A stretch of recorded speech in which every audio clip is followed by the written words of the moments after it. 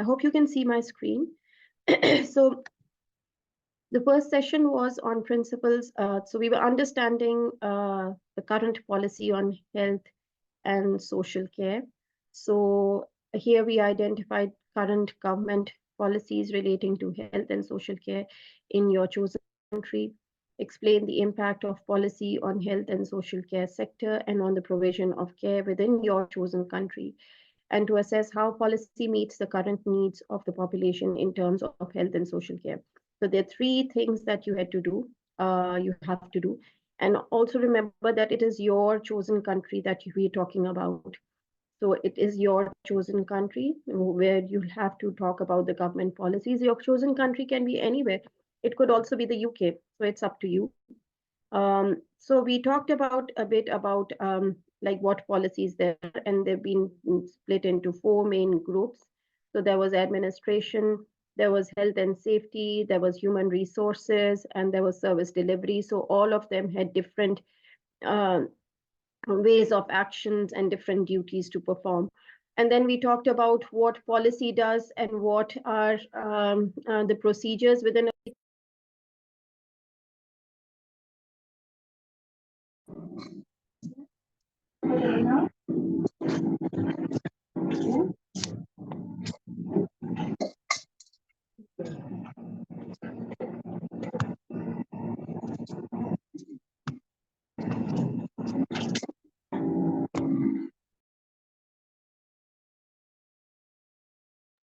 Yes, sorry for that. So with policies procedures, we were talking about that policies they give a framework for principles of good practice. So within the NHS, we have policies that we have to follow, just so that we are on the right track. And these would then help us in better outcomes for the patients and for the people who are associated with the patients. And then we talked about identifying current government policies within the UK. So we had the Department of Health and Social Care that's responsible for government policy on health and adult social care matters in England, and it oversees the NHS.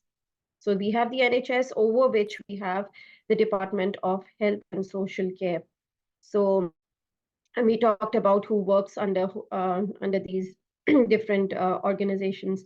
Then we talked about identifying current government policies again.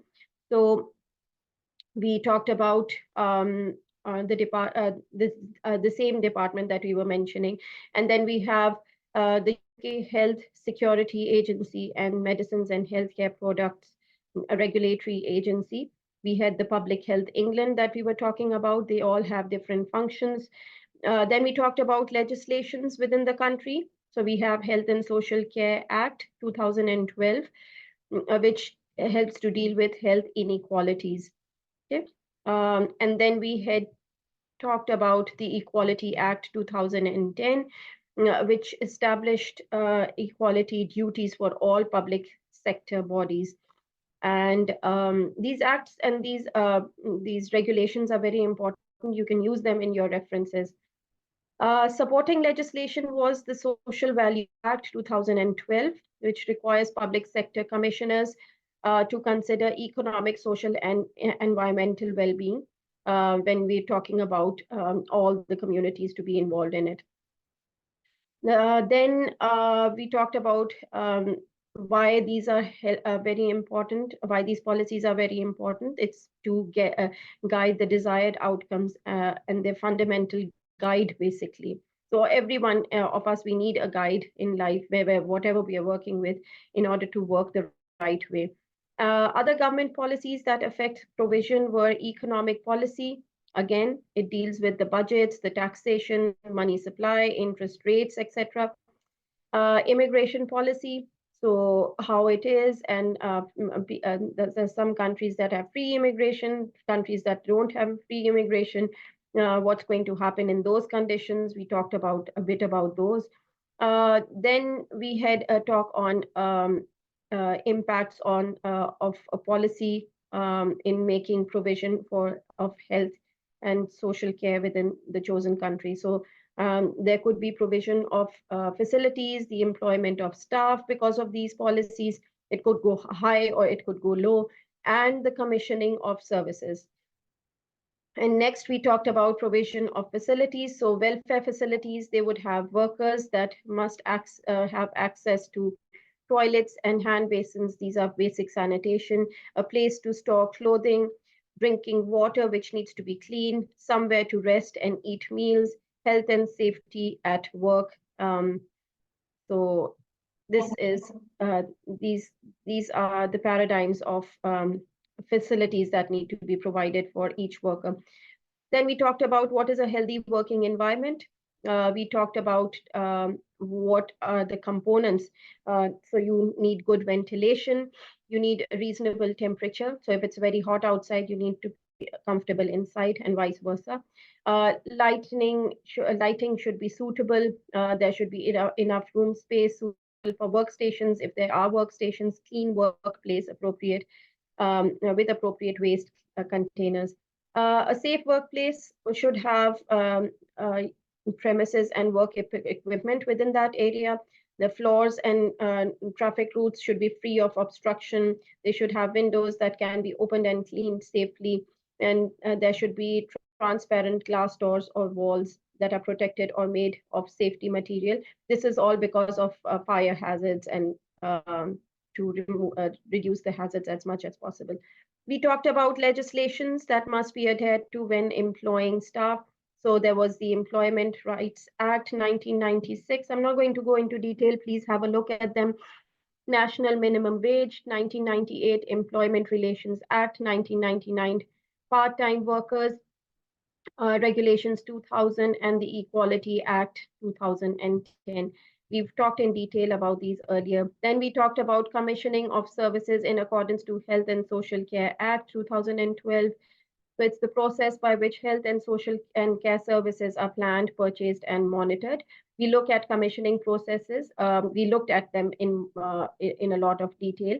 So what is commissioning? We talked about it includes a range of activities, but basically it's assessing needs, planning services based on those needs, procuring those services. So you're assessing what is needed, and then you're planning according to those needs, and then you're procuring or acquiring those services through different routes, and then you're monitoring quality at the end. And this monitoring of quality should be throughout the process. And then we talked about commissioning a little bit more. So the current arrangements that for commissioning, they are introduced by the Health and Social Care Act. This is a very important act, and I would again ask you to please mention this whenever, if you're talking about UK, if UK is your chosen country. And then we talked about how policy meets the current needs of population in terms of health and social care. We talked about questions like, is the infrastructure sufficient? Is more funding required where you're working, or wherever you're commissioned to work? And are inequalities being addressed and overcome within the organization? Infrastructure of healthcare, it's very important because it supports the fundamental aim of promoting improved standards of care and well-being for all patients, together with a good experience of the healthcare system. So the healthcare system and staff must support effective health promotion, prevention, and self-care for the whole population. Then we talked about terms like infrastructure that must meet integrate the hospital and have acute and inpatient care. And there were 7 domains of quality that we talked about: patient experience, effectiveness, efficiency, timeliness, safety, equity, and sustainability. We also talked about infrastructure that has built environment, information technology, systems, supporting processes, and then funding. So we have different funding agencies that contribute to our health and social care. So around 140 billion a year is spent on public provision of health, and over 20 billion on social care. This comes mostly from income taxes, national insurance, and charities. Health inequality, so they're being addressed by training of staff, accessible appointments given to everyone out there, mobile clinics for remote areas because they're not accessible, health campaigns and care navigators to inform, advise, and direct on the rights of a service user. So that's about it. We talked about these topics. I'll just jump on to learning objective 2. For those who've joined just now, I'm just going through the 3 learning objectives that we've covered so far in our last sessions, and then we'll just start with the assignment discussion. Okay, so the second learning objective was to understand legislation and guidance with impact on the provision and practice of health and social care.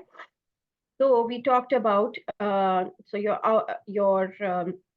LOA contains objectives to outline sources and status of legislation, regulation, and guidance in your chosen country, to analyze the impacts of legislation and guidance on provision of health and social care provision and on health and social care workers, to analyze the aims and purpose of legislation and guidance, to assess the implications of failure to comply with legislation or guidance. And we talked about the sources of legislation, regulation, and guidance for health and social care within the UK. So we've talked about these a bit earlier. We'll talk about them again. So it's the legislation on care, the Care Act 2014, Mental Health, Public Health Act 1848, and then we had the Mental Health Act and then Human Rights Act was in 1998. Equality Act was in 2010, and Health and Safety Data Protection was in 1974. We talked about guidance, so there is guidance available. So you have different sectors that provide you guidance. There's medical guidance, professional guidance, code of conduct, sector guidance for health and social care. The application of health and legislation and guidance would allow governments and government departments to put in place regulations. You have regulations that are set up by the World Health Organization, for instance. You have United Nations, for instance, with their regulations that regulate the health of the entire public. It's just not for one territory. So, yes, for instance, the Eastern Mediterranean region of the World Health Organization will deal with that area. Asia Pacific will be concerned with Asia Pacific. European will be considered working for the European part of the world. So the aims and purpose of legislation and regulation are to apply to protect individuals, allow for equal access to provision of facilities.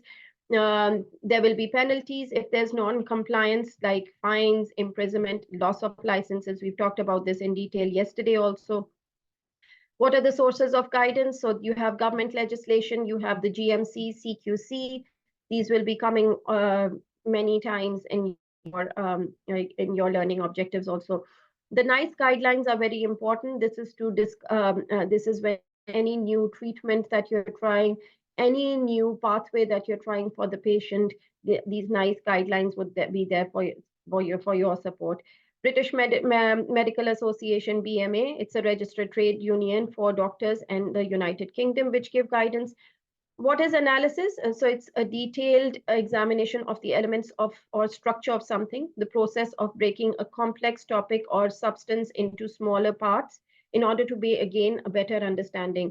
So you do an analysis to consider benefits, disadvantages, and pass a judgment on your own thoughts based on that analysis.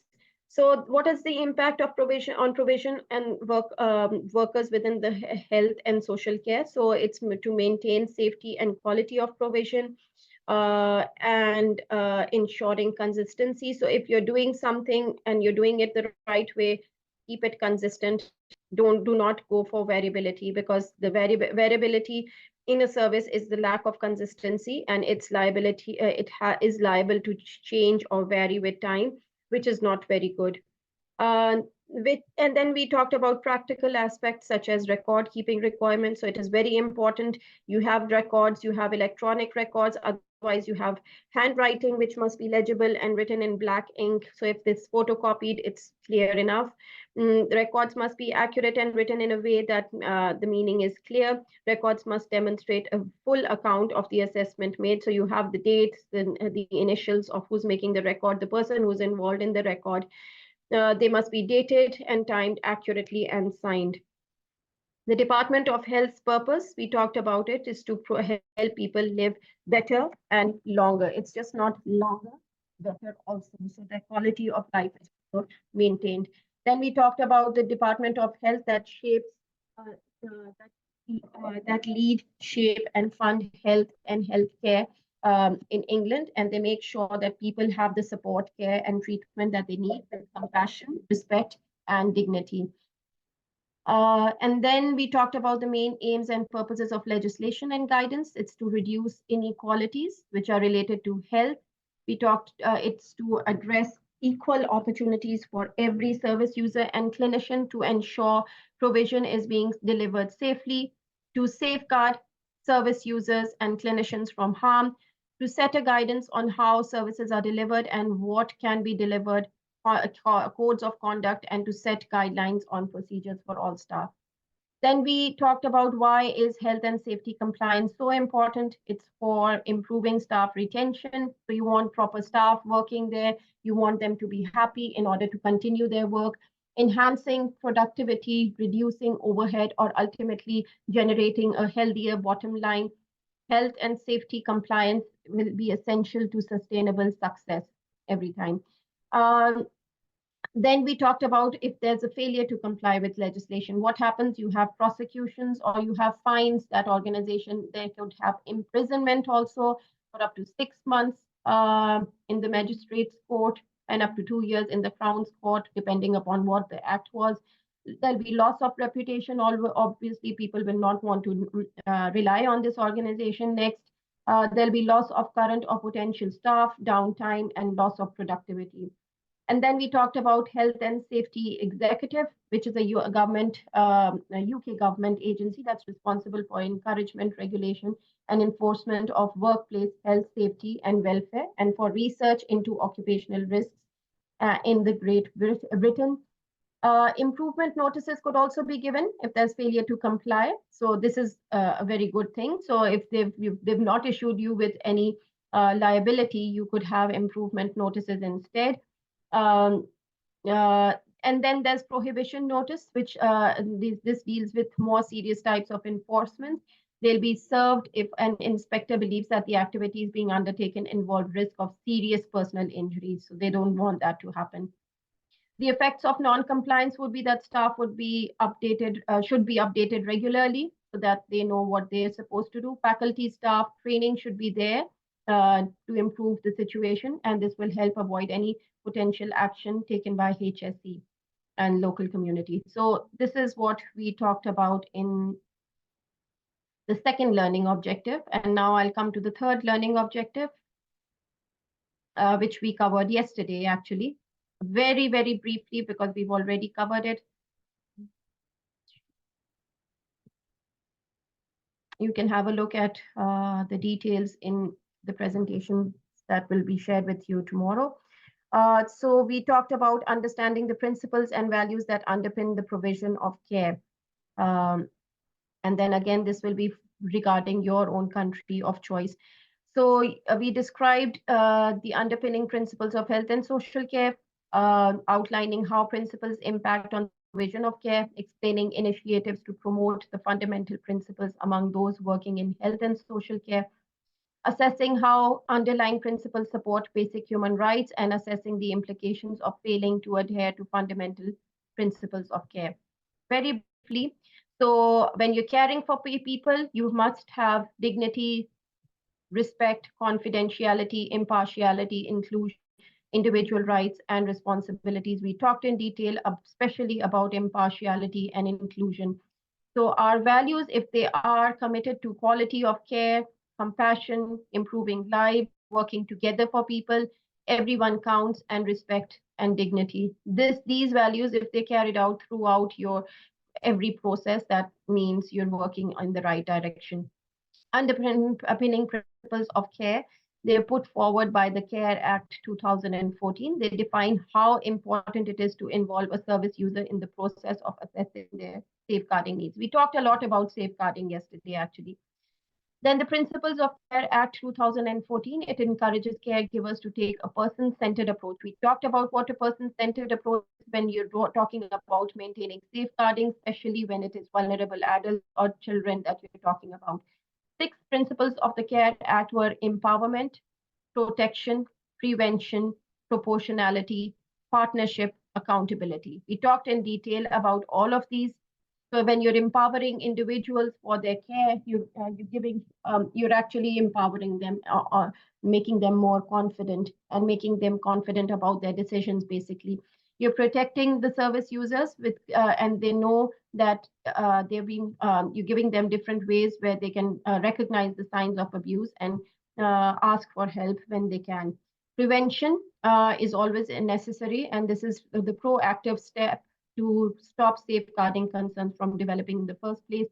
So proportionality was to make your safeguarding processes proportionate so that it involves vulnerable adults when making decisions. And then partnership was to include different partners from different organizations that can help you. So let's say if there's the police to be involved, you can involve them to have more sound and more sustained impacts of your actions. So you might not be able to do much about the safeguarding issue as much as they would be able to guide you and do on that matter. And then accountability is to be wholly transparent, because every person is accountable for what they're doing. Dignity agenda was shared, where dignity in care policy was shared. The aim of this policy is to achieve high standards of patient dignity and to place the patient experience high on everyone's agenda, whether they're whatever race, gender, religion they belong to. It has to be there, and their safeguarding issues to be addressed appropriately. Duty of care, so it is everyone's duty, and your duty is to, if you can support doctors, nurses, healthcare support workers, caterers, cleaners, maintenance workers. So the list is never ending. So they're there to support you, and you're there to support them. And then the safeguarding, so that means protecting a citizen's health, well-being, and human rights, enabling them to live free from harm, abuse, and neglect. An integral part of providing high-quality health care. And especially in safeguarding, you have children, young people, and adults. And this is a responsibility on everyone. Ethics should be there in everything that you do. So we talked about these impacts, the impacts of all these principles that could be there on the provision of care. We talked in detail. It could have an impact on quality and safety of care, support for rights of individuals, consistency and coordination of care. If there's failure to comply, you could have poor quality care, you could have infringement of rights, you could have safeguarding issues and striking off by professional bodies, which you would not want. We talked about all the positive impacts of provision of care in detail yesterday.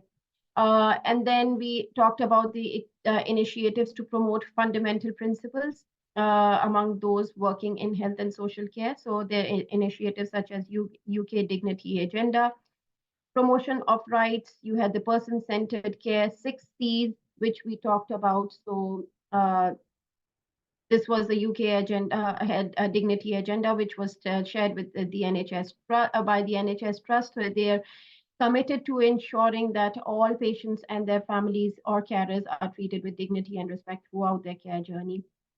And then dignity is in care is everyone's business. We talked about this example where if the patients have, or if there's a certain sector of people who have a certain wish. Here it was euthanasia, where they wanted to take their lives, or have more authority on taking their lives or making decisions for their lives that should be respected.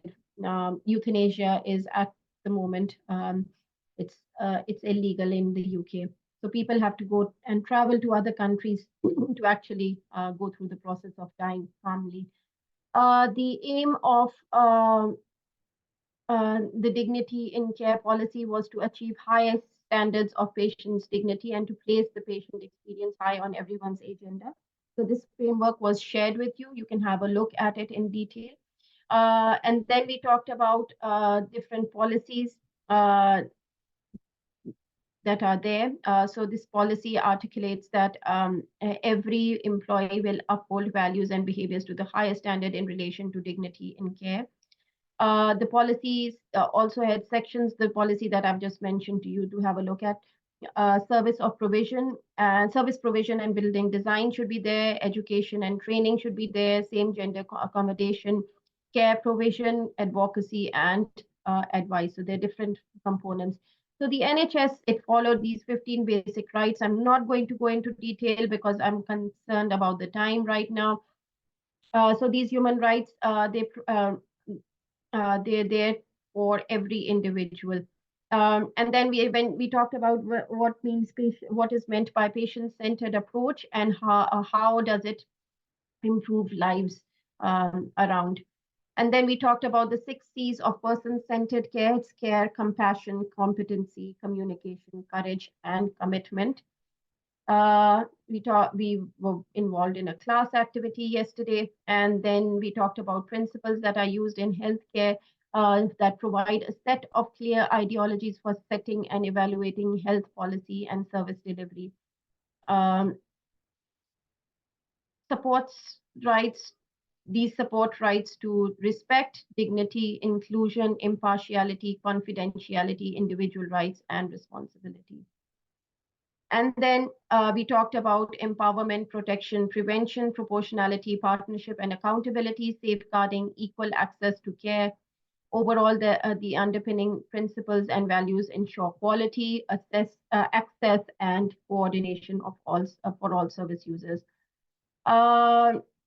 If there's a breach, if there's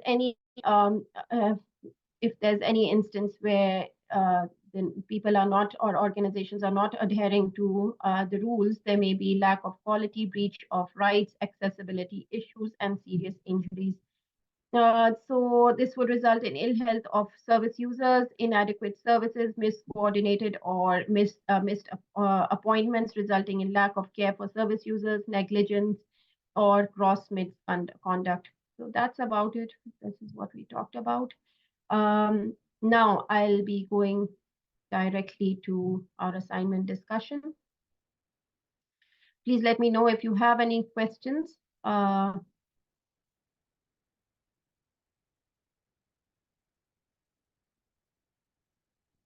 So after this assignment discussion, you will have 2 weeks to submit your assignment. So let's start. So read this task carefully. Focus on details. Command verbs. I don't know if you've gone through command verbs or not. It's the different command verbs that are given to you. So it's within the task itself. So if there's a command verb that says explain, or it says define, or it says describe, you will use it, you will do any one of these, whichever is been asked for. You will do it within 70 to 100 words. So that's sufficient for the if you're going to explain, or you're going to define, or you're going to describe something. So, and when you're being asked to assess, or to examine, or to clarify, or to analyze, this would be done in more number of words because you're giving it more depth. So it's 100 to 125 words. And when you've been asked to compare, contrast, critically contrast, or critically work or talk about, or critically write about something, or to evaluate, it goes even higher. So it's 150 to 200 words. I hope that's clear. And then just keep note of these things. These are very important. So if you're like explaining something, you're using very less number of words, that would then not good be morning. achieved. Yeah, good morning. Yeah, I really appreciate the way you analyze the way you indicate what you want concerning the command words. Because before there was an assignment I submitted. It was really, I submitted it before they now send the procedure and guideline to me, which I need to rewrite and redo it. And the way you do it, the way you put all what we need to do, to make it more easier for every one of us, which I really appreciate. Honestly, I That's really okay. And appreciate it. Thank you very much. Thank you for your appreciation, and thank you for noting this. We'll try and incorporate these things in our regular assignment discussions. Yeah, thank you. And then Harvard referencing will be used. So for Harvard referencing, most of you might be aware of it, but most of you might not be aware of it. So for Harvard referencing, you would be using, so if you're writing a sentence, let's say, and that sentence has been taken from anywhere. It might be taken out from this PowerPoint presentation. It might be used from the references that have been shared with you, anything. So that's not your idea. So you're not going to plagiarize. You're actually going to reference it. So within text, you have a reference style, and that is to be, so for instance, if there's a sentence, you will give the author's name followed by a comma. So this is when you're writing in text. For instance, it's a sentence or a paragraph that you're writing. And then at the end, you have a reference list. And then you would, at the end, also use that reference, Harvard referencing style. There's a detailed account of how you would do that on your Moodle page. So, and then you have certain word limits that will be specified for each learning objective to be covered. Please remain on that. Don't make your life very hard when we are asking for only 50 words, or we're asking for only 100 words or 1,000 words, or let's say 2,000 words, and you're going way beyond that, or you're going lesser than that. So just make your life easier. So there are 3 tasks basically in this assignment, and you would want to achieve a distinction, obviously. You need to complete all of the pass, merit, and distinction criteria, which I'm talking about right now. So pass grade, you will need to complete all the pass criteria, and merit would be to complete all the pass criteria and the merit criteria as well. What those criteria are, so assessment, so we'll start now. Task 1, Task 2, and Task 3 must all be completed in one Word document. Please do not send different Word documents for each task. So the first scenario is you have started work for a health and social care organization. You have just finished college and are up to date with your knowledge of legislation, regulation, and guidance. The manager has asked you to put together a guide on key points that staff can use as reference. So you should choose a country on which to base the guide. And here we will be assessing certain study skills from you. So it will be critical thinking, planning and organizing, gathering information, note-taking, summarizing, analysis, written skills, academic skills like referencing, and application of IT skills. We don't want very advanced things, but we want things that should be at your level. So task 1 is about the current policy on health and social care in your chosen country. So what you would need to do, identify current government policies relating to health and social care in your chosen country. We've talked in much detail about these for the UK. Explain the impact of policy on health and social care sector and the provision of care within the chosen country, within your chosen country. So what is the impact when you're following these policies? What is the effect of these policies? What is how is their involvement in the health and social care sector on the provision of care within chosen country? So if you want to gain a merit, you should assess how policy meets the current guidelines of the population in terms of health and social care. And you would want So this covers the learning output, outcomes, and assessment criteria, LO1, LO2, LO 1.1, 1.2, and 1.1 M1. So section 2 of your guide is about legislation. The task 2 will be about legislation and guidance that impacts on the sector. So what you would do, you would outline sources and status of legislation, regulation, and guidance in your chosen country, and analyze the impacts of legislation and guidance on the provision of health and social care provision and on the health and social care workers.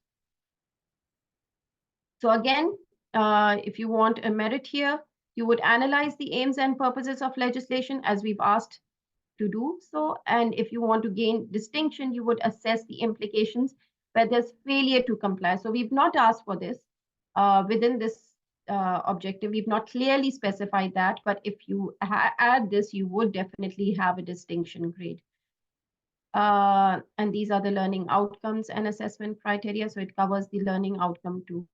And the third learning objective, or the third task, is that you would again look at the principles and values that underpin the provision of care within your chosen country. So you should describe the underpinning principles of health and social care and outline how these principles impact the provision of care, and to explain initiatives to promote fundamental principles among those working in health and social care sector. So if you work towards a merit, you would simply assess how underlying principles support basic human rights.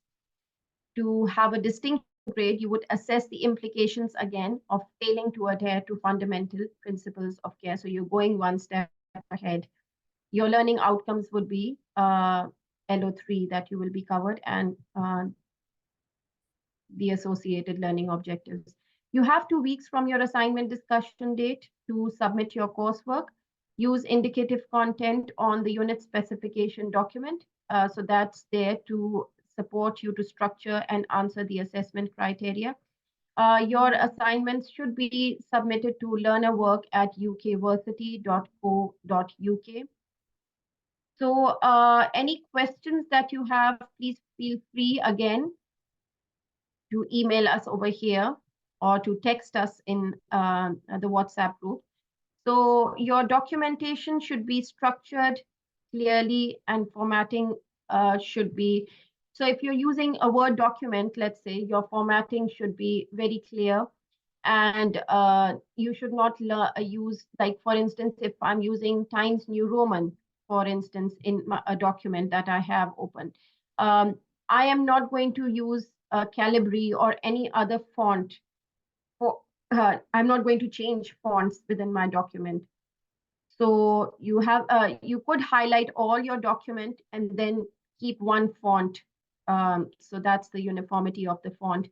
What else is that there's some other guidelines. So it's good practice to put the unit number and the name at the beginning, or you can also have it on the heading of the document.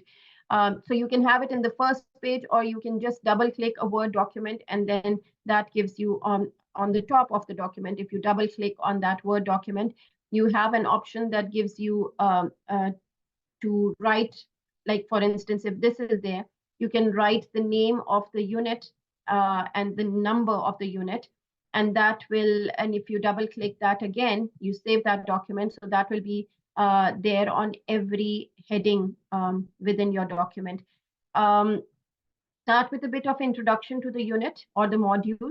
So 30 to 50 words would be there for your introduction. Write the learning objective if you are mentioning it, otherwise it is not required. Your font size should be 12. Line spacing should be 1.5. That is the line spacing. So in between these, there should be a line spacing of 1.5. The page number should be inserted. So it's up to you whether you insert it up or down. Table of contents should be there, drawn. Your conclusion should be around 20 to 30 words, and your references should be there, and they should be in Harvard referencing style. Unfortunately, my Word is corrupt. The Word my own Microsoft Office has turned corrupt, so I don't have access to my Microsoft Office Word documents. Otherwise, I would be able to share with you a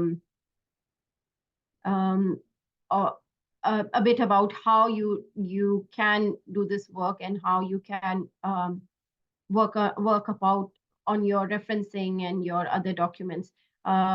Yeah, but otherwise you have us, and we can share with you if you have any questions. We can always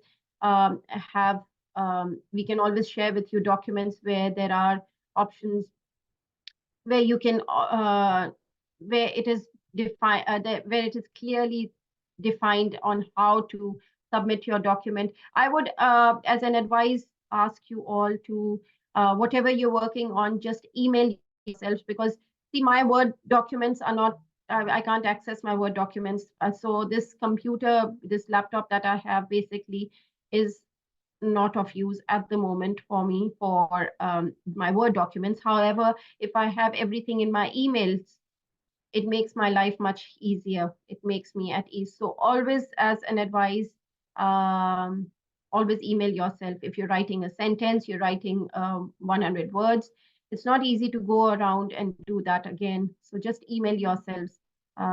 Even if you have a data USB, that goes corrupt as well. You could just lose it. Your email ID will remain there, and it's a much safer option.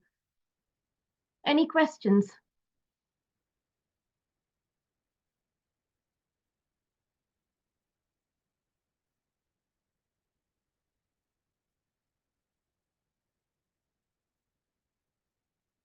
There's a big pause. Are there any questions that I can answer? I don't think so. Okay. So that's it from my side, and I wish you the best of luck. Sorry. Hello.